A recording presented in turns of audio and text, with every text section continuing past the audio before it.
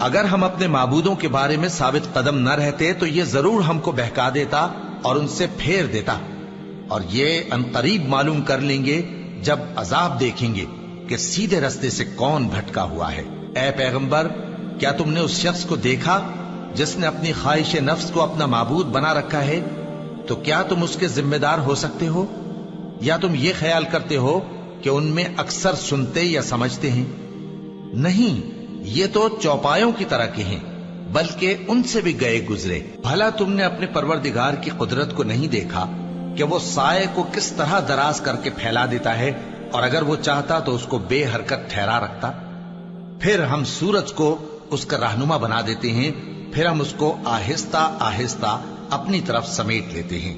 اور وہی تو ہے جس نے رات کو تمہارے لیے پردہ اور نیند کو آرام بنایا اور دن کو اٹھ کھڑے ہونے کا وقت ٹھہرایا۔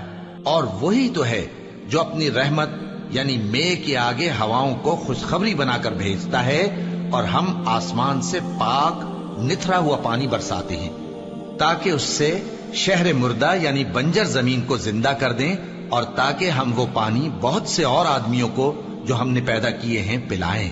اور ہم نے اس قرآن کی آیتوں کو طرح طرح سے لوگوں میں بیان کیا تاکہ وہ نصیحت حاصل کریں، مگر بہت سے لوگوں نے انکار کے سوا قبول نہ کیا۔ اور اگر ہم چاہتے تو ہر بستی میں ڈرانے والا بھیج دیتے، تو تم کافروں کا کہا نہ مانو اور ان سے اس قرآن کے حکم کے مطابق بڑے شد و مت سے لڑو۔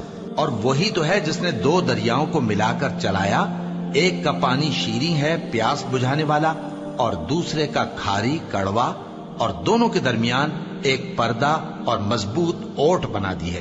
اور وہی تو ہے جس نے پانی سے آدمی پیدا کیا، پھر اس کو ددیال، ننیال اور سسرال والا بنایا، اور تمہارا پروردگار ہر طرح کی قدرت رکھتا ہے۔ اور یہ لوگ اللہ کو چھوڑ کر ایسی چیز کی پرستش کرتے ہیں کہ جو نہ ان کو فائدہ پہنچا سکے اور نہ نقصان، اور کافر اپنے پروردگار کی طرف سے پیٹ پھیرنے والا ہے۔ اور ہم نے اے نبی تم کو صرف خوشی اور عذاب کی خبر سنانے کو بھیجا ہے۔ کہہ دو کہ میں تم سے اس کام کی اجرت نہیں مانگتا، ہاں جو شخص چاہے اپنے پروردگار کی طرف جانے کا رستہ اختیار کر لے، اور اس خدائے زندہ پر بھروسہ رکھو جو کبھی نہیں مرے گا، اور اس کی تعریف کے ساتھ تسبیح کرتے رہو، اور وہ اپنے بندوں کے گناہوں سے خبر رکھنے کو کافی ہے۔ وہی جس نے آسمانوں اور زمین کو اور جو کچھ ان دونوں کے درمیان ہے 6 دن میں پیدا کیا، پھر عرش پر جلوہ افروز ہوا۔ وہ جو رحمان یعنی بڑا مہربان ہے، تو اس کا حال کسی باخبر سے دریافت کر